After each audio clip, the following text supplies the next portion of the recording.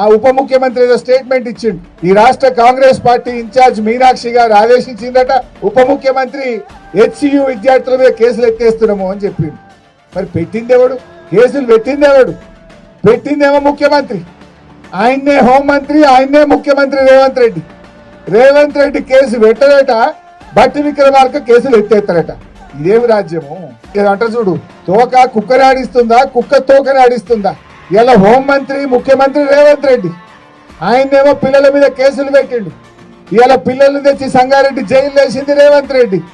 ఉప ముఖ్యమంత్రి అంటాడు లేలే కేసులు ఎత్తేస్తున్నాం, పిల్లల్ని విడుదల చేస్తున్నాం అంటాడు.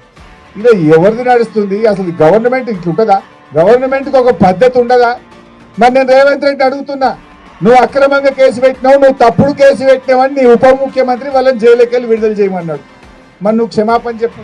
రేవంత్ రెడ్డి నీ ఉప ముఖ్యమంత్రే చెప్పిండు, నువ్వు ఆ పిల్లల మీద అక్రమంగా కేసు పెట్టినావు, ఆ పిల్లలను అక్రమంగా జైల్లో పెట్టినావు, ఇది తప్పు అని నీ ఉప ముఖ్యమంత్రి కేబినెట్ మిత్రులందరూ కలిసి వాళ్ళని జైలుకి వెళ్ళి విడుదల చేయమన్నాడు. కేసు పెట్టింది నువ్వే కదా రేవంత్ రెడ్డి. మరి నువ్వు రేవంత్ రెడ్డి నేను డిమాండ్ చేస్తున్నా, నువ్వు అక్రమ కేసు పెట్టినందుకు రాష్ట్ర హోంమంత్రిగా, రాష్ట్ర ముఖ్యమంత్రిగా హెచ్సియు పిల్లలకు బేషరతుగా క్షమాపణ చెప్పాలని చెప్పి నేను ఈరోజు రేవంత్ రెడ్డి డిమాండ్ చేస్తా ఉన్నా.